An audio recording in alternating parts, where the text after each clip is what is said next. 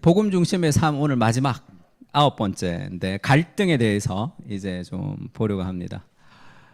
오늘 말씀이 갈라디아서 2장 11절에서 14절 한 절씩 제가 한 절 읽고 여러분 한 절 읽고 이렇게 하겠습니다. 게바가 안디옥에 이르렀을 때에 책망받을 일이 있기로 내가 그를 대면하여 책망하였노라.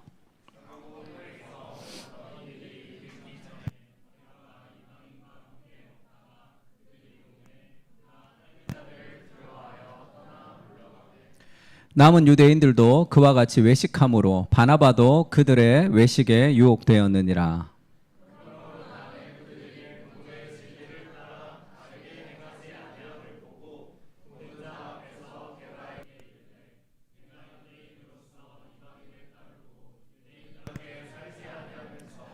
어찌하여 억지로 이방인을 유대인답게 살게 하려느냐 하였노라. 아멘. 우리가 복음 중심 삶을 가지고 계속 말씀을 전하고 있는데 오늘 마지막입니다. 복음 중심 삶에서 얘기하는 것은 복음이 먼저 우리 안에 역사해야 되죠. 복음이 우리 안에 역사해야 됩니다. 그래서 복음은 우리 속에서 역사하고 그리고 나서 우리를 통해서 역사해야 돼요. 복음이. 근데 복음이 우리 안에서 역사하는 것은 쉽고 많지만 복음이 우리를 통해서 역사하는 것은 많지 않습니다. 쉽지가 않은 거예요. 특히 갈등은 우리 모두가 자주 경험하는 것이지만 대부분의 사람들이 갈등을 육적인 방법으로 해결합니다. 복음이 건강한 갈등 해소와 방법을 알려준다는 것을 이제 보여주고 싶은 거죠. 그래서 이 복음 중심의 삶이죠. 삶. 복음 중심으로 어떻게 살아가는가.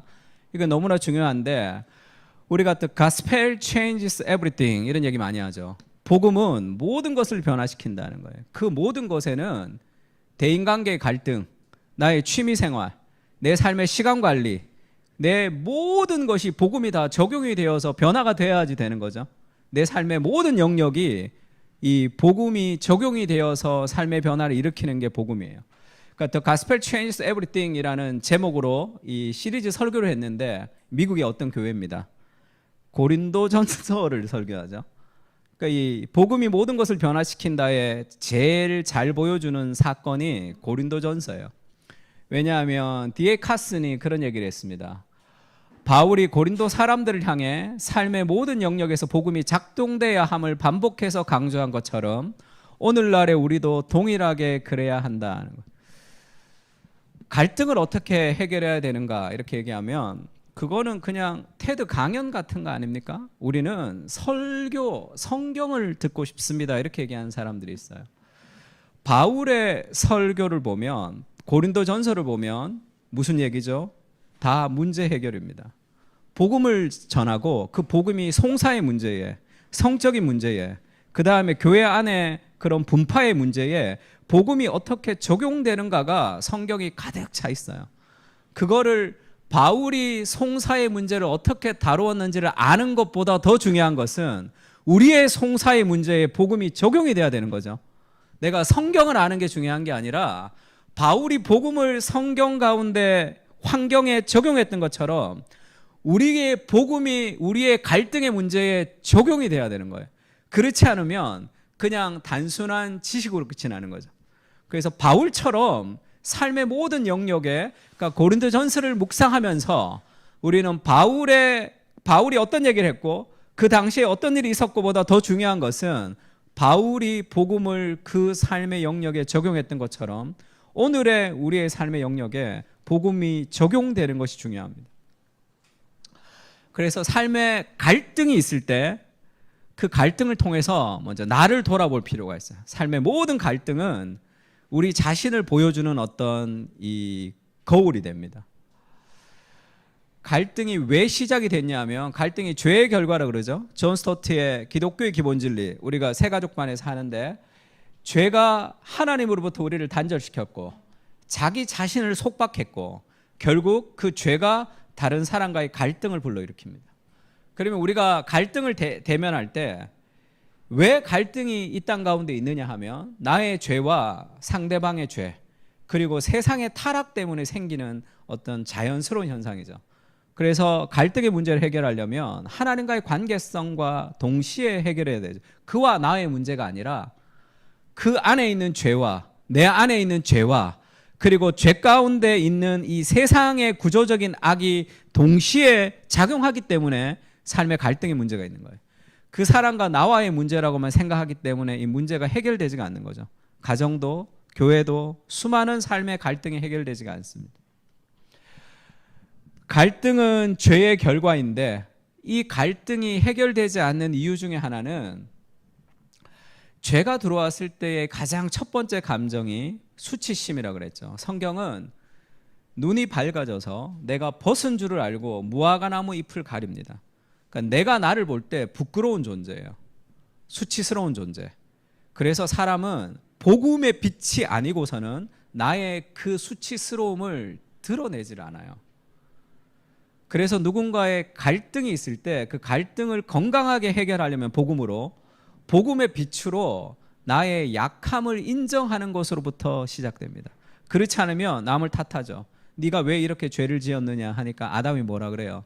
하나님이 내게 주신 저 여자 때문에 내가 죄를 졌습니다. 그렇게 상대방을 향한 비난으로 시작되죠. 그걸 가리고 싶단 말이에요.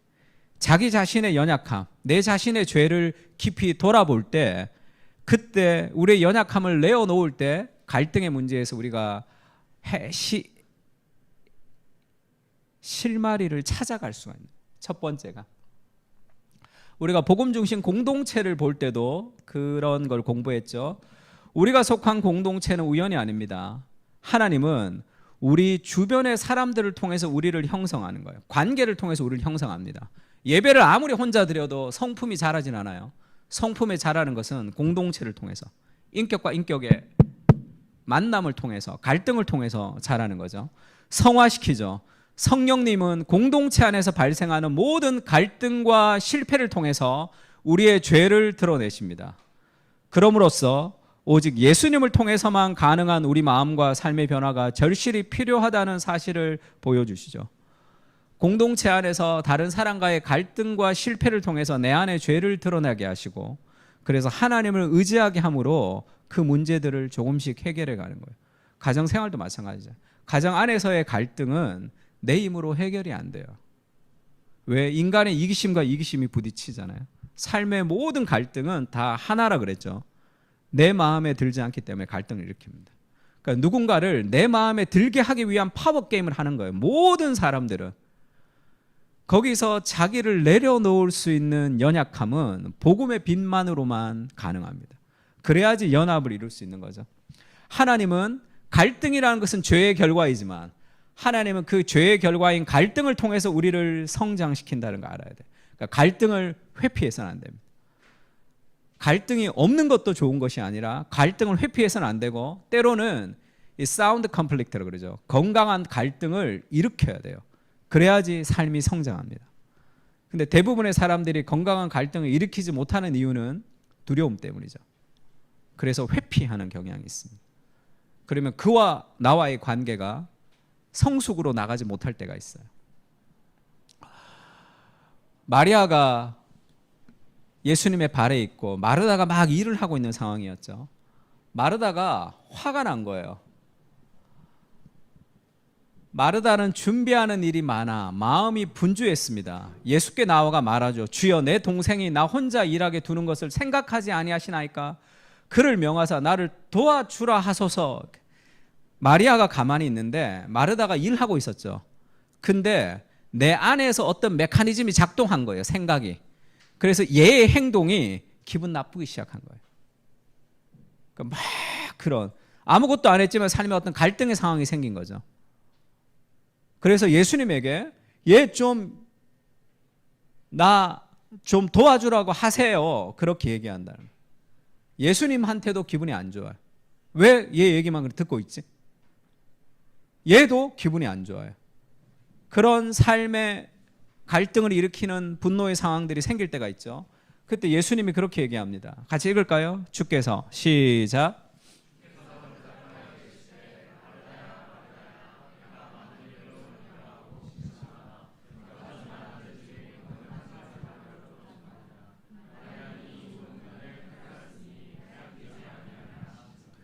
예수님이 그렇게 얘기하죠. 마르다야, 네가 많은 일로 염려하고 근심한다는 걸 알려줬어요.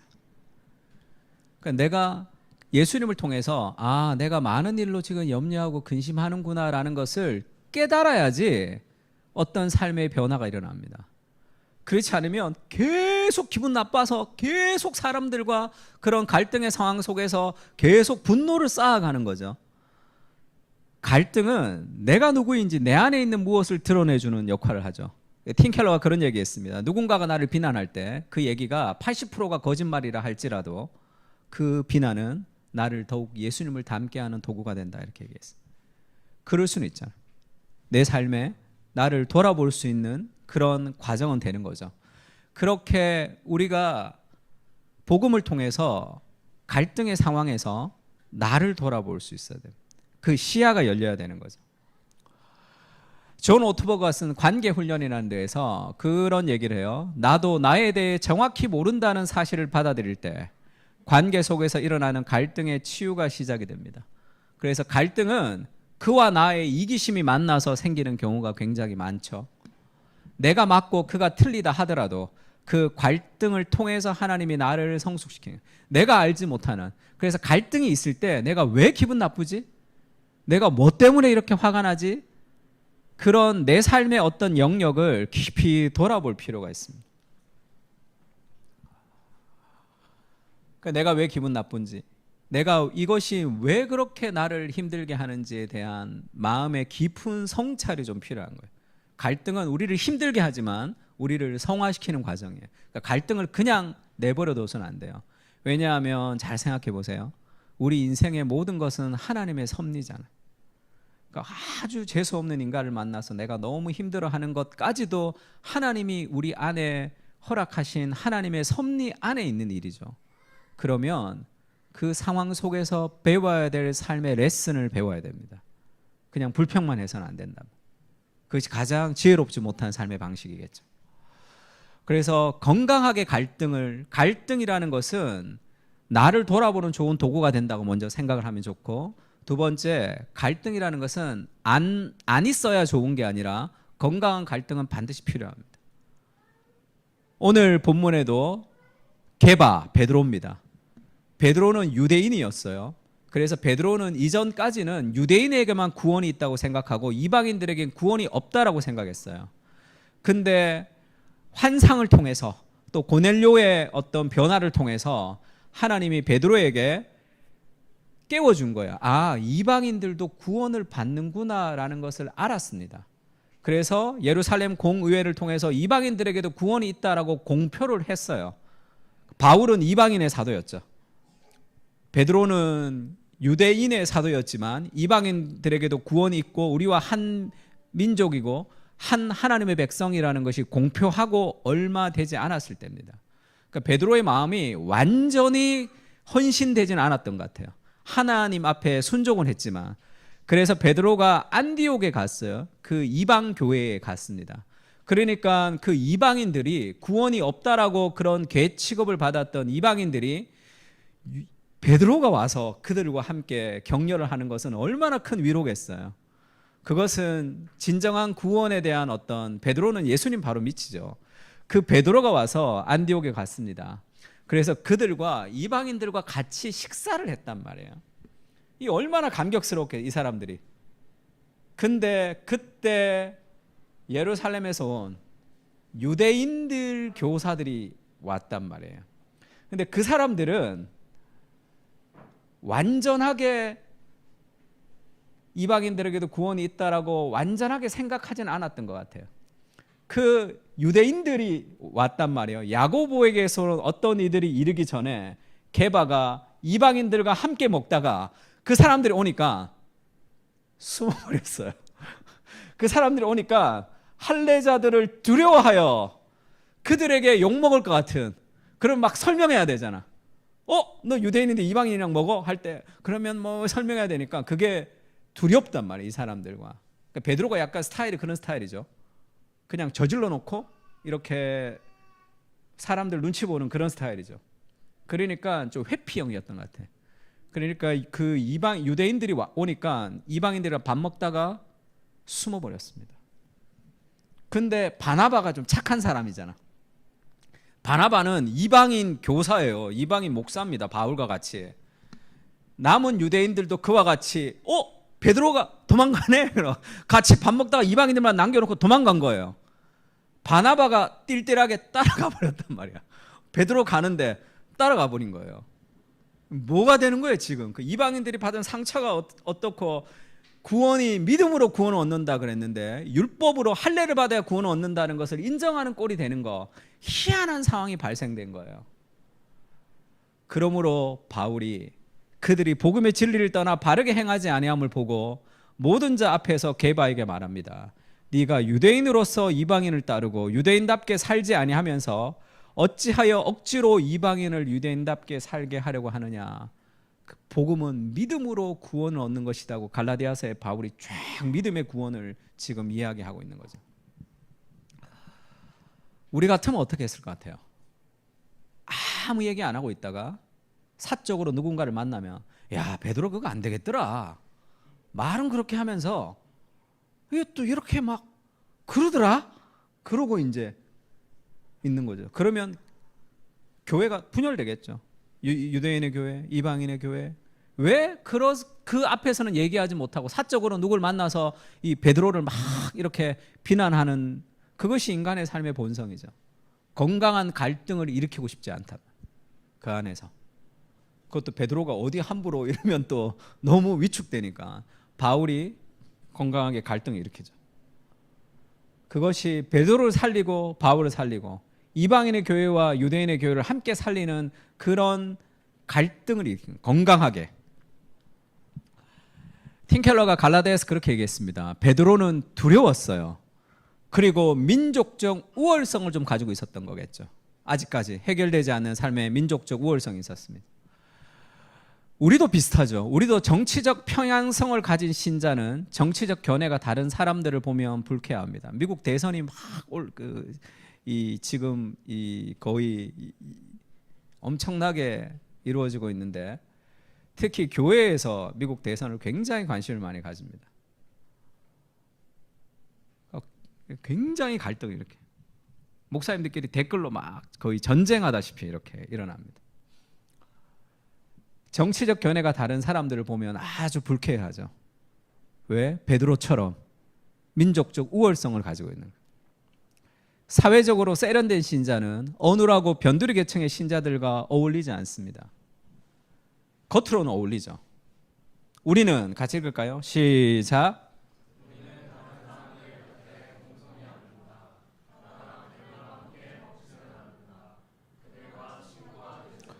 우리는 다른 사람들 곁에 공손히 앉습니다. 그러나 함께 먹지는 않아요. 그들과 진정하게 마음을 나누는 친구가 되지는 않죠. 왜죠? 나랑 다르거든. 사람들. 내가 편한 사람, 내가 좋은 사람, 내가 만나기 좋은 그런 사람들의 부류들과 더 깊은 관계성을 가지고 싶어 하지, 함께 있지만 마음을 나누지는 않습니다. 베드로 같은 삶을 사는 거죠. 바울은 베드로의 행위가 아닌 태도를 지적해요. 그 행위 자체, 너가 나쁜 짓을 했어가 아니라 그 마음 속에 있는 삶의 잘못된 복음이 역사하지 못하는 삶의 태도를 지금 얘기한 거예요. 바울은 굉장히 건강하게 이 갈등을 일으켰는데, 첫 번째는 험담이 아니라 직접 얘기했죠. 그때 얘기하지 못하고 있다가 누구 만나면 베드로 욕하고, 그렇게 하지 않았습니다. 그러므로 나는 그들이 복음의 진리를 떠나 바르게 행하지 아니함을 보고 모든 자 앞에서 게바에게 말하자. 직접 그를 만나 그에게 얘기합니다. 이건 쉽지가 않은 일이죠. 그를 사랑하고 복음을 사랑해야지만 가능한 일이죠. 그 어려운 일이에요. 관계가 깨어질 수도 있기 때문에 그렇죠. 그래서 사랑하는 마음이 있을 때 우리가 그렇게 얘기할 수 있는 거죠. 권유할 수 있습니다. 사랑한 마음이 있어서 우리가 건강하게 갈등을 일으키는 것은 그가 받아들이지 않더라도 나에게 큰 상처가 잘 되지 않아요. 험담이 아니라 직접적으로 그 삶의 갈등을 회피하지 않았어요. 바울은 그것을 솔직하게 얘기했습니다. 두 번째는 나한테 피해가 되기 때문이 아니라 복음 때문이죠. 그들이 복음의 진리를 따라 바르게 행하지 아니함을 보고 그것이 그에게도 유익한 행동이죠. 그래서 이게 나한테 피해가 되기 때문에, 나한테 기분 나쁘기 때문에 뭔가 비난하는 것이 아니라 그들이 복음의 진리를 떠나서 바르게 행하지 않았기 때문에 그것을 고쳐주는 거죠, 삶에 있어서. 세 번째는 있는 그대로를 설명하면서 반응을 기다립니다. 내가 덧붙이거나 부풀리지도 않고 그를 비난하지도 않고 있는 그대로 그의 행동을 설명하고 그의 반응을 기다리는 거죠. 베드로가 막 화내고 뭐 이게 어디서 함부로, 사도도 아닌 저 밑에 난 예수님이랑 같이 다녔는데 그렇게 계급으로 막 그렇게 권위적으로 얘기할 수도 있었겠죠. 그래도 바울이 얘기한 것은 건강한 삶의 갈등입니다. 그것은 필요한 거예요. 필요한 거. 저도 이번 주에 그 이제 예배를 좀 일찍 왔으면 좋겠다, 그렇게 우리 엄마들 카톡에 보냈는데 몇 주를 좀 생각했어요. 몇 주를 늘 이제 생각을 했는데 갈등을 일으키고 싶지 않은 마음이 내 안에 있다는 걸 알았습니다. 복음을 전하면 알아서 되었으면 좋겠다는 마음. 두려움이죠. 좋은 사람이 되고 싶은. 그것이 성도들에게 좋은 것일까? 우리 교회 같은 사이즈에는 주일 예배를 한 명 빠지는 것은 굉장히 큰 일이에요. 그래서 교회를 섬긴다고 할 때 주일 예배를 안 빠지고 꾸준히 나오는 것이, 그것이 어마어마하게 교회를 섬기는 일입니다. 이 정도 사이즈가 되는 교회가 없어지기도 하고 세워지기도 하는 일들은 금방이란 말이에요. 그러니까 공동체를 위해서 우리가 열심히 예배를 참여하는 것이 엄청난 교회에 향한 헌신이죠. 그런 것들은.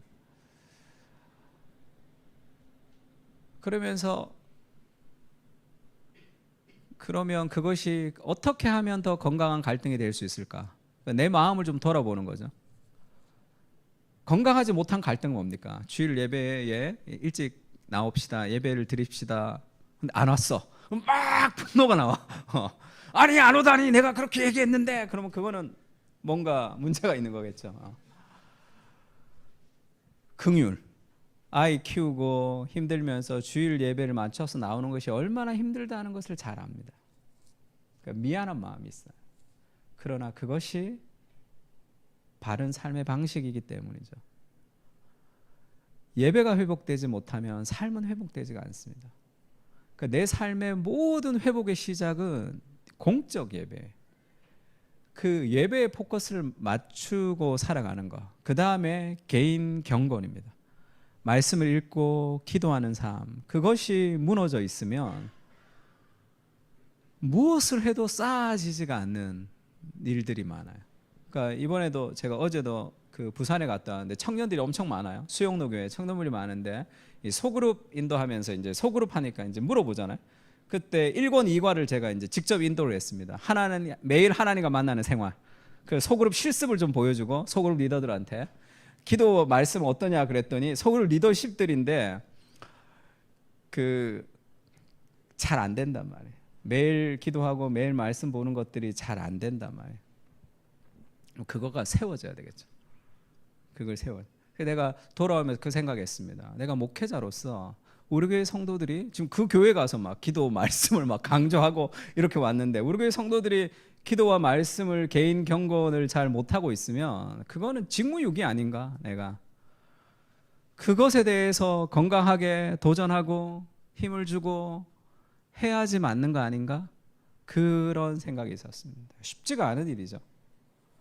그러니까 내 안에 있는 어떤 두려움들, 좋은 사람이 되는 것이 성도들에게 좋은 것은 아니죠. 정말 복음 안에서 건강한 삶을 살아가기 위해서 우리는 건강한 갈등들을 불러일으킬 필요도 있다. 제가 그렇게 좀 다짐하고 돌아왔습니다. 바울이 그렇게 한 거죠. 베드로도 살리고 자기도 살았습니다. 쉽지가 않죠. 나 같아도 쉽지 않았을 것 같아요. 예. 쉽지가 않고 뒤에서 막 친한 목사들 불러서 욕했을 것 같아요. 갈등이 있을 때, 복음으로 갈등을 해결할 때는 다른 사람에 대한 이해가 좀 필요하죠. 일단 갈등의 다양한 유형들, 내가 어떤 갈등할 때 내가 어떤 행동을 하는지를 알아야 됩니다. 그래서 복음을 거기다 넣어야 돼요. 안 그러면 성경 열심히 읽는데 갈등이 일어나면 이상하게 행동하는 사람들이 많습니다. 너와 내가 그토록 힘들었던 이유, 관계 심리학에 묻다라는 이현주 교수가 쓴 책이 있는데 일반 책입니다. 근데 굉장히 잘 썼어요. 여기서 다양한 관계성이 있는데 이 갈등이 일어날 때 이제 회피하는 사람이 있죠. 내가 틀리고 당신이 옳다. 이거는 갈등이 있으면 갈등 자체를 싫어하는 거예요.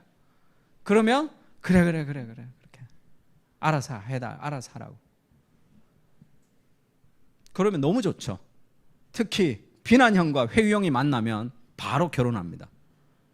계속 얘기하는데 이 사람 다 받아주거든요. 그러니까 뭐 딱 신혼 때까지는 괜찮아요. 쌓인단 말이에요, 이게. 그러다 어느 날 터지죠. 그러면 이 비난형도 감당할 수가 없는 거죠. 이때까지 잘 있다가 이게 어디서 그러면 이제 폭발하는 거죠.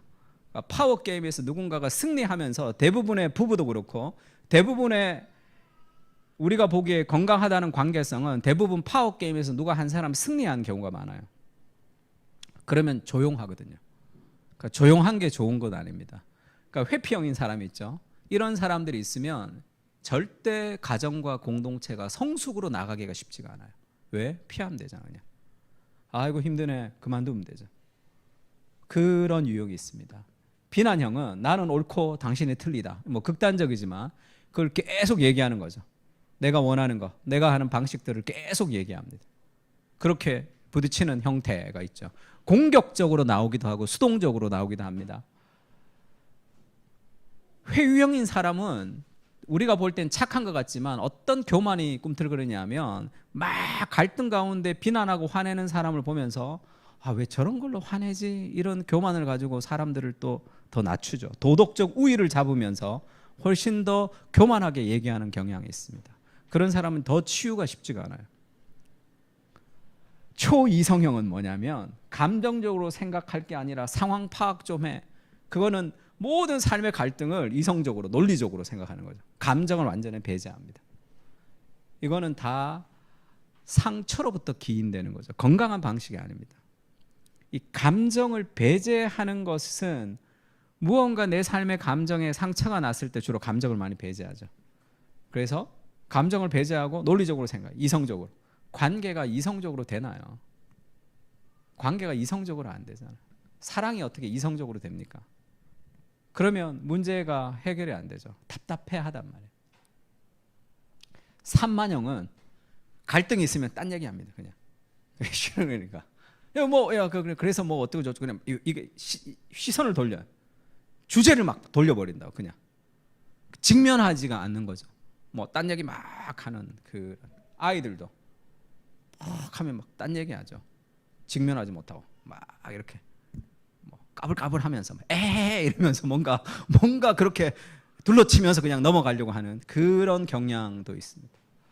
그러니까 이 사람은 일치형이 좀 건강하다 이렇게 얘기했는데 성경도 마찬가지예요. 내 안에 있는 갈등의 상황에 갈등이 있다는 것은 분노라는 것은 I am against that이죠. 내가 뭔가 불편해져. 그거는 그 자체로는 나쁜 게 아닙니다. 내가 불편한 것들을 솔직하게 이야기할 수 있는 나의 연약함을 그대로 고백할 수 있는 힘이 필요해요. 복음의 빛이 필요합니다. 그래야지 갈등의 문제를 잘 해결할 수 있어요. 책에 나오는 얘기인데 소위 우리도 소위가 있는데 지금 소위가 나왔는데 소위와 현경이가 만나기로 했어요. 만나기로 해서 소위가 가서 2시간을 기다렸는데 현경이가 안 나와. 전화를 했더니 내 미팅이 있어서 잊어버렸다 이렇게 얘기한 거예요. 2시간 기다렸는데.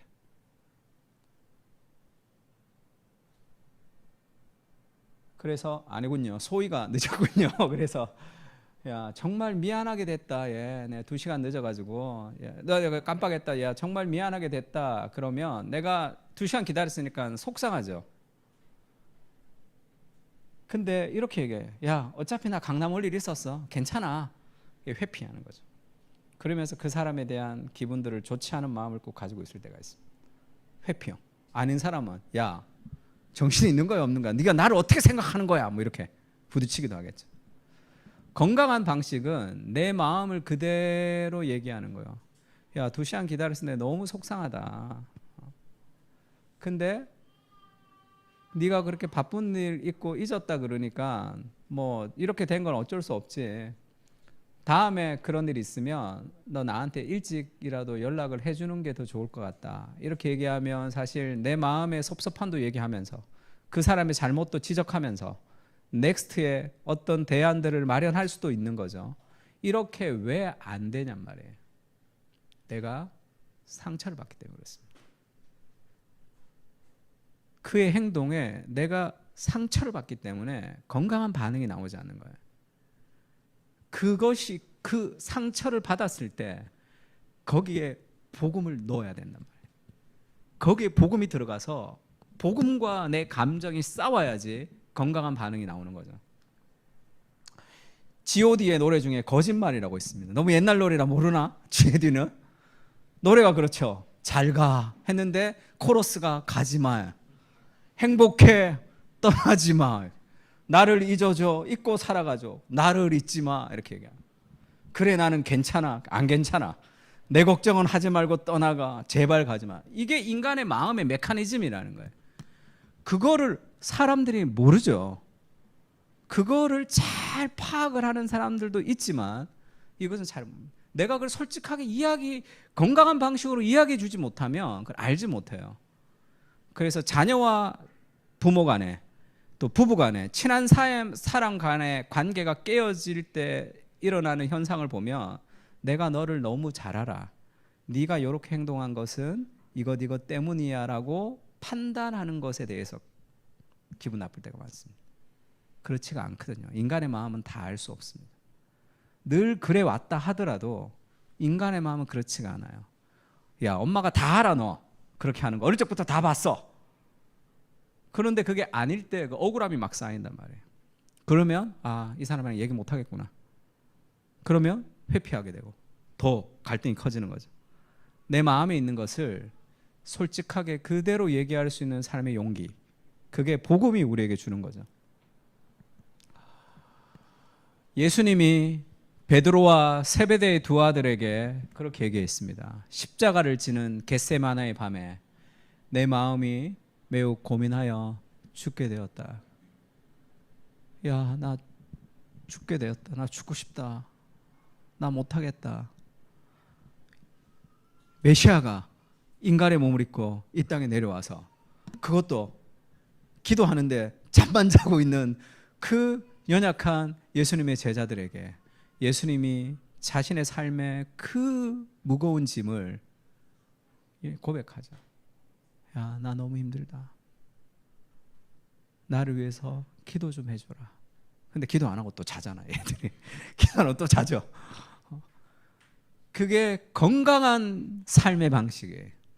내 안에 있는 연약함을, 내 안에 있는 상처를, 내가 감당할 수 없는 삶의 무엇을 고백하는 거. 형제들 중에 그런 형제들이 있습니다. 야, 그러면 그거 아내한테 좀 얘기하지. 그리고 얘기하면 아내 힘들까 봐요. 이렇게 얘기하면. 건강하지 못한 삶의 방식. 예수님이 자신의 연약함을 그대로 노출하죠. 그게 복음의 빛을 가진 사람들이 가지는 능력이죠. 복음은 나를 조롱할 수 있습니다. 내가 형편없다고 조롱할 수 있어요. 그래도 우리가 무너지지 않는 이유가 뭡니까? 그리스도의 사랑이 있기 때문이죠. 변하지 않는.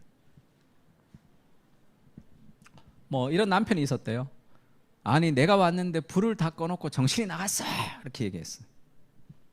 왔는데 불이 꺼져 있었다는 거예요. 그럼 와이프가 가만히 안 있죠. 오늘도 술 먹었지, 이렇게. 자기 마음대로 퇴근하는데 내가 언제 올 줄 알고 불을 켜놓냐. 돈 많이 벌어오면 전기세 안 걱정하고 환하게 켜놓지, 이렇게. 돈 좀 벌어오지, 이렇게. 그러면 할로겐으로 다 바꾸지, 막 이렇게 얘기하죠. 이게 뭐라고 말 다 했어 하면서 싸움이 시작되는 거잖아요. 여러분 웃지만 결혼해 보면 이게 일상이라는 것을 알게 됩니다. 왜 이렇게 얘기하는 거죠?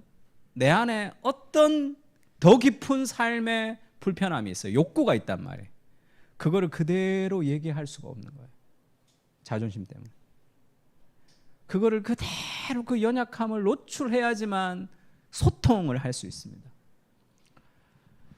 그 사람의 연약함이 뭐예요? 내가 왔는데 불 꺼놓고 정신 나갔어 하면 이 사람은 내가 왔을 때 환하게 불이 켜 있었으면 좋은 거예요. 왜냐하면 엄마가 일찍 죽었고 아버지가 자기를 키웠는데 집에 오면 깜깜한데 자기 혼자, 학교 오면 자기 혼자 있었거든요. 그래서 내가 왔을 때 환하게 불을 켜 좀 줄 수 있었으면 좋겠다라는 그 말의 가장 깊은 그가 원하는 삶이 뭡니까? 환대겠죠. 환대를 받고 싶은 마음이 있어요. 근데 그걸 어떻게 표현하죠? 사람이 왔는데 불을 꺼놓고 나를 무시한다고 생각하는 거예요. 그의 영혼 깊은 곳에 있는 환대받고 싶은 상처받은 영혼들이 있단 말이에요. 그거를 깊이 돌아볼 수 있어야 됩니다. 내가 환대를 받고 싶은 마음이 있다는 걸 알아야 돼요. 복음의 빛으로 자기를 계속 비출 수 있어야 돼요. 아내는 술 먹었지 뭐 자기 마음대로 퇴근하는데 돈 많이 벌어오지 라고 하는 것은 아내도 남편 기다리죠. 남편을 기다리는데 잘 안 와. 이 인간이 연락도 안 하고 그런 삶이 반복이 되면서 실은 나도 당신을 기다렸고 조금 일찍 들어왔으면 좋겠다라는 게 있잖아요. 이 아내의 마음에 깊은 욕구가 있다면 기다림이죠. 그러니까 환대받고 싶어하는 상처받은 영혼과 기다리고 있는 상처받은 영혼이 만나서 내가 당신이 좀 환대해 줬으면 좋겠다라는 자신의 연약함을 고백하고 이 사람도 그 자신의 연약함을 고백하는 그렇게 환대와 기다림이 만나면 갈등이 해결되는 거죠. 삶의 모든 갈등은 그 속에 있는 삶에 무엇이 있습니다. 그것을 좀 받아줄 필요가 있어요. 그럼 복음 중심적으로 어떻게 갈등을 해결해야 되는 거죠? 첫 번째는 하나님을 초대해야 됩니다. 하나님을 초대해야 돼요.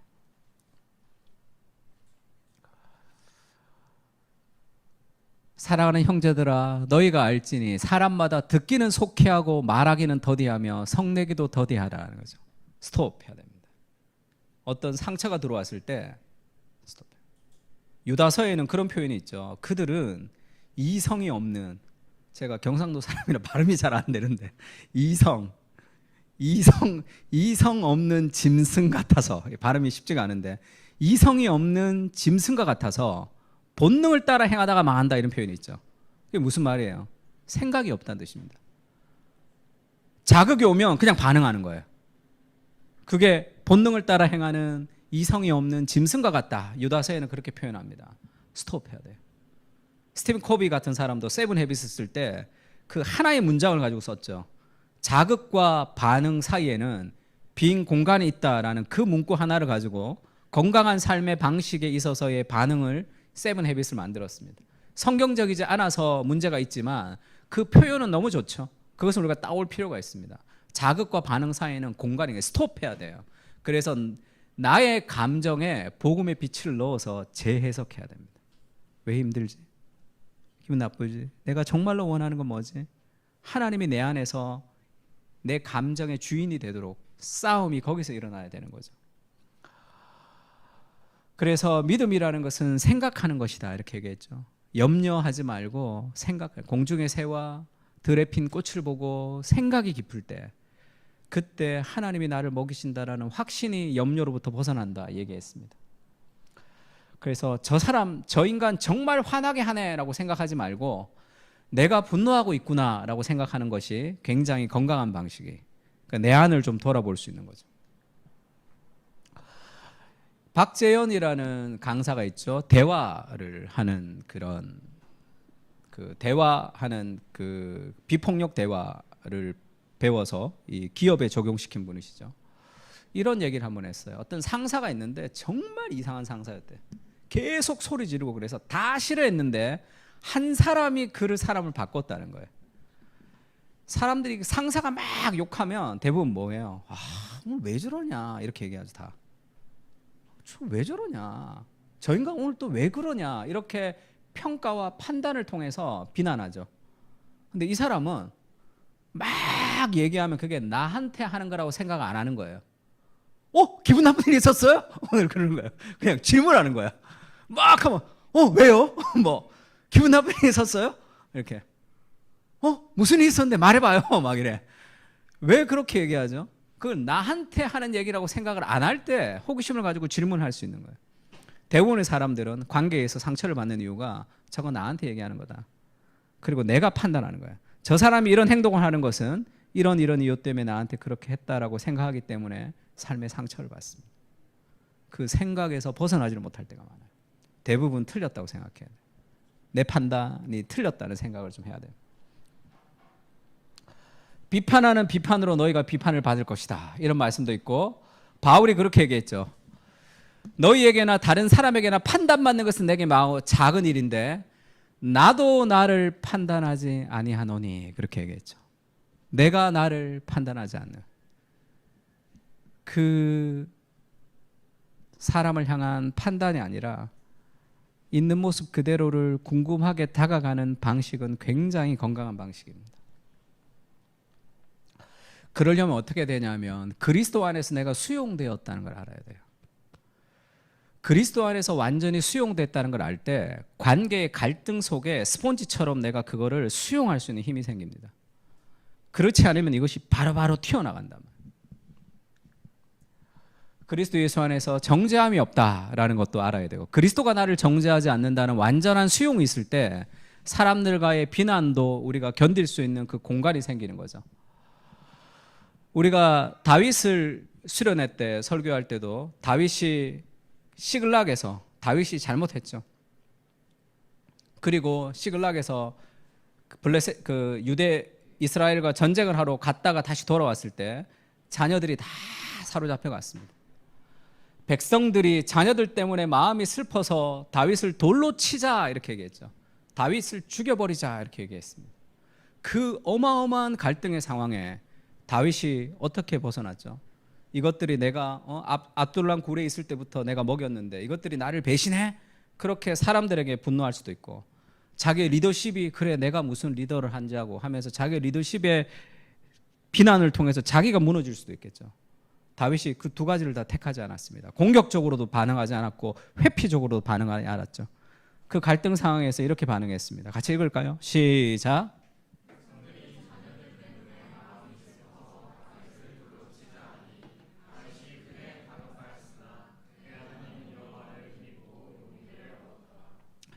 다윗이 크게 다급하였으나 그의 하나님 여호와를 힘입고 용기를 얻었더라.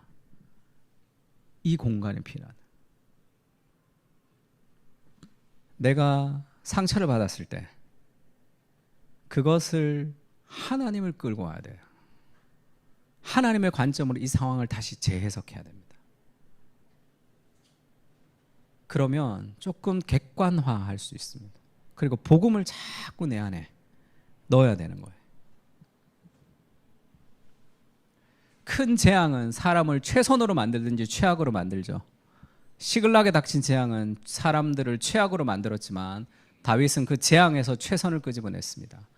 갈등은 우리를 성숙시키는 단계예요. 감정을 따라 반응하지 않고 말씀을 따라 반응할 때 그것이 우리를 더 성장시키는 도구가 됩니다.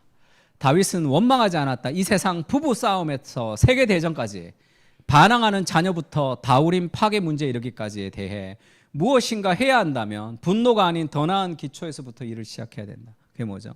하나님. 그러면 우리가 그런 갈등의 상황에서 건강하게 반응하려면 영혼의 고요함이 있어야 돼요. 하나님과의 깊은 기도 생활이 필요합니다. 그것이 우리의 영혼을 지키는 가장 중요한 방식이죠. 하나님이 우리의 피난처시요 힘이시니 환난 중에 만날 큰 도움이시라. 그 하나님이 우리 영혼의 고요함의 주인이 되어야 되죠. 같이 읽을까요? 너희 염려를. 시작.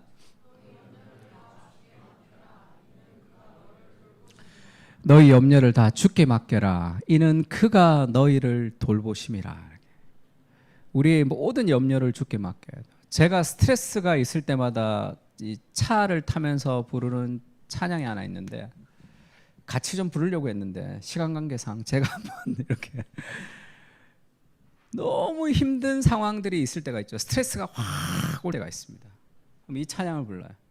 이렇게 차 타고 가면서도 그렇고 좀 조용히 이렇게 내 모든 염려를 주님께, 모든 무거운 짐을 주님 앞에, 나 어느 때 길 잃고 헤매일 때 내 모든 염려를 주님께 던져. 영어 가사가 I cast all my cares upon you, I lay all my burdens down at your feet, and anytime I don't know what to do, I will cast all my cares upon you. 찬양한 마음이 이렇게 안정될 때가 있어요.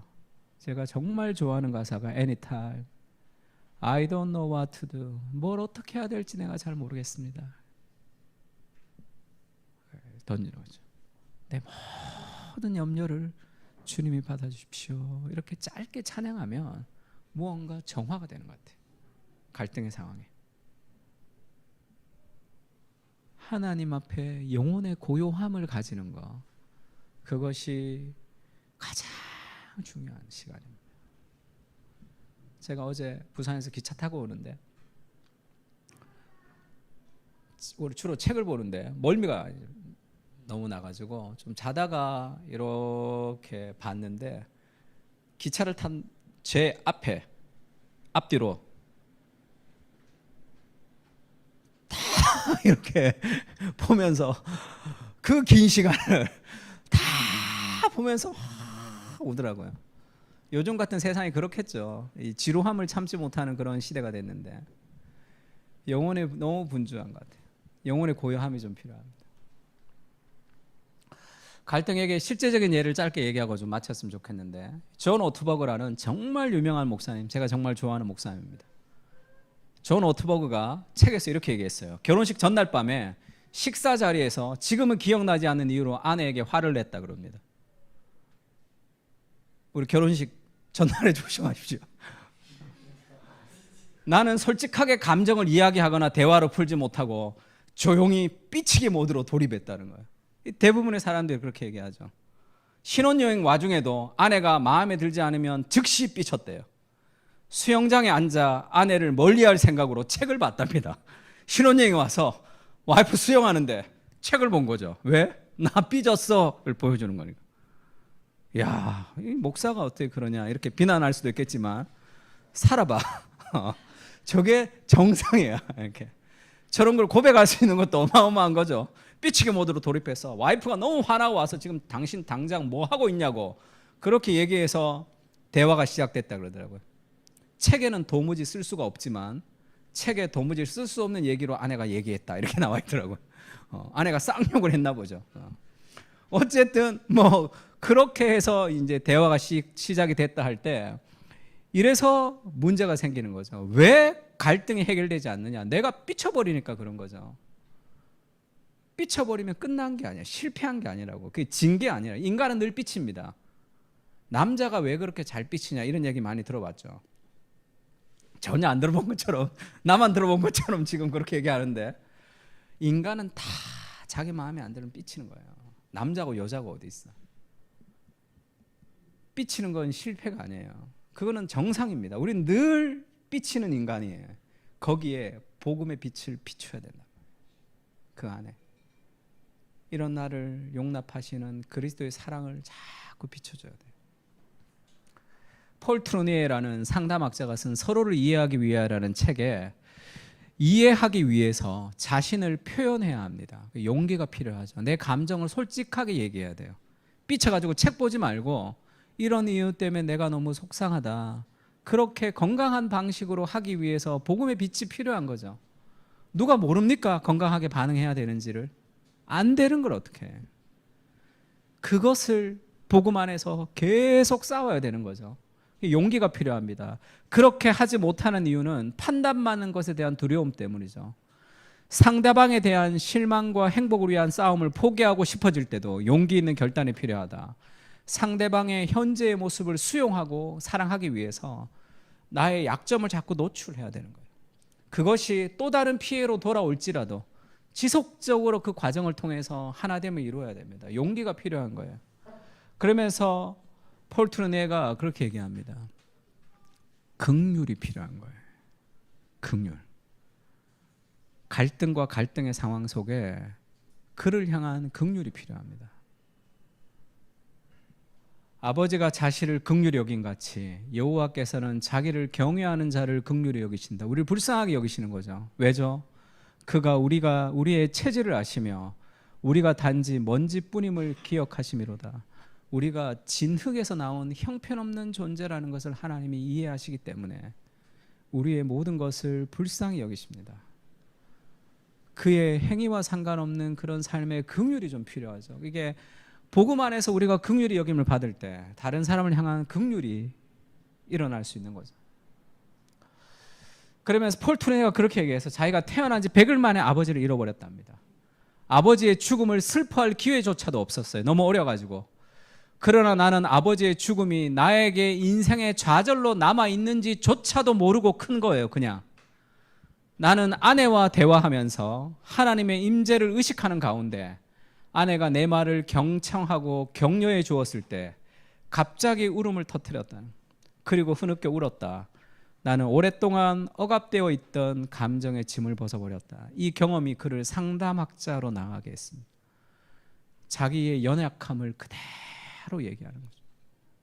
그리고 이런 설교 들으면 또 난 아내 없는데, 남편 없는데 그렇게 기분 나빠하실 분들이 있을 수 있는데, 존 스토트의 제자도를 봐도 존 스토트가 제자도의 핵심을 연약함이라고 얘기해요.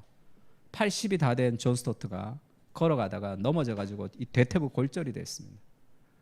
그러니까 목사가 80이 다 된 세계적으로 유명했던 존 스토트가 침대에 누워 있는데 너무 우울증이 온 거예요.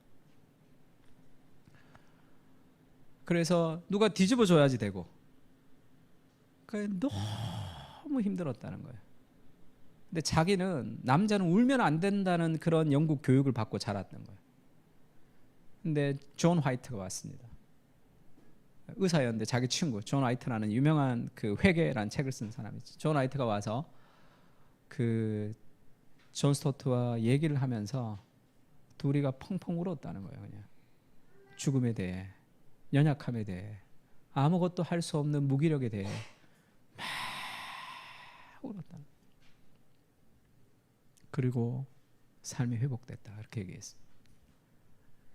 나의 연약함 그대로 고백합니다.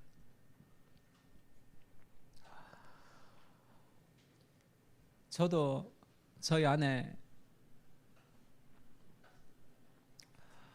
제가 막 어디 이제 수련회 같은 데 갔다 오고 나서 이제 잘 때가 있죠. 먼저 잘 때가 있어요. 이렇게 먼저 자고 있는데 그런 얘기를 농담 반 진담 반 비슷하게 그렇게 얘기했어요. 아이고 고상섭 씨 참 수고가 많네, 이렇게 얘기를 했어요. 그래서 제가 자다가 들었습니다. 새벽에 깼는데 눈물이 막 나더라고요. 뭐지? 나 힘들었나? 그게 힘들었다는 것보다 수용되고 있다. 그 느낌이 더 강했던 것 같아요. 연민이죠. 그 하나님의 은혜가 우리에게 깊이 임하면 사람을 향한 연민이 생깁니다. 그의 행위와 상관없이, 그가 나한테 어떻게 대했는가 상관없이 그를 있는 그대로 받을 수 있는 삶의 그 긍휼이 좀 필요한 거죠. 우리의 대인관계 속에. 바울이 갈등을 일으킨 사건이 한 번 있었죠. 바나바는 마가, 이 조카입니다. 마가 요한. 바나바와 바울이 이제 이 복음 전도 여행을 갈 때 마가를 데리고 갔어요. 마가가 힘들다고 전도 여행 가서 집으로 그냥 가버렸어. 힘들다고. 근데 그 다음에 또 전도 여행을 갈 때 바나바가 마가를 데리고 가려고 그러니까 바울이 짜증 나는 거예요. 저거 전도 여행 갔다 그냥 도망간 놈인데 안 돼! 이렇게 얘기한 거예요. 그래서 바나바는 마가라는 요한도 데리고 가고자 하나, 바나바는 좀 이렇게 착한 사람이니까, 바울은 안 돼요. 밤빌리아에서 자기들을 떠나 함께 일하러 가지 아니한 자를 데리고 가는 것이 옳지 않다 해서 심하게 바나바와 다투어 버렸습니다. 갈등을 일으킨 거죠. 피차 갈라섰어요. 그래? 나 안 가! 전도 여행을. 그래서 너 마가 데리고 가! 이러면서 신라를 데리고 딴 데로 가버렸어요. 그 사도행전은 바울을 기록합니다. 그 바나바는 절로 가고, 그것도 전도 여행 가다가 둘이 싸워가지고 바나바랑 안 가버렸어요. 바울이. 바나바는 마가를 데리고 배 타고 구브로로 가고, 바울은 신라를 택한 후에 형제들에게 주의 은혜를 부탁함을 받고 떠나 수리아와 길라기아로 다니며 교회들을 경교하게 했습니다. 이 갈등도 하나님이 더 아름답게 사용하시긴 하셨지만 위로가 되죠. 바울도 지금 나 안 해! 지금 그런 거잖아. 짜증 나니까. 마지막에 그렇게 얘기합니다. 한번 읽을까요? 골로새서 시작.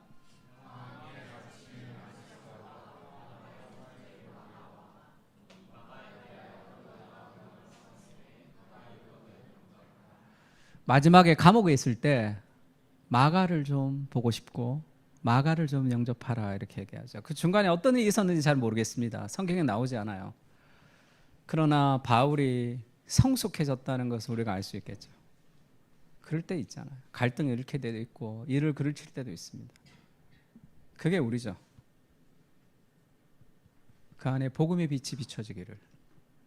그래서 그런 삶의 인간관계의 갈등과 갈등 속에서 하나님이 우리를 긍휼히 여기시고 그렇게 여전히 대인관계 하나 잘하지 못하는 우리를 끝까지 사랑하시는 그리스도의 긍휼을 좀 깊이 느끼면서 사람을 향해서 점점 관대해지는 그런 인생이 됐으면 좋겠습니다.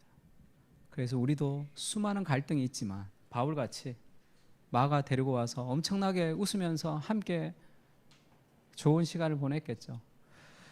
인생의 갈등 속에 복음의 진리가 우리에게 들어오기를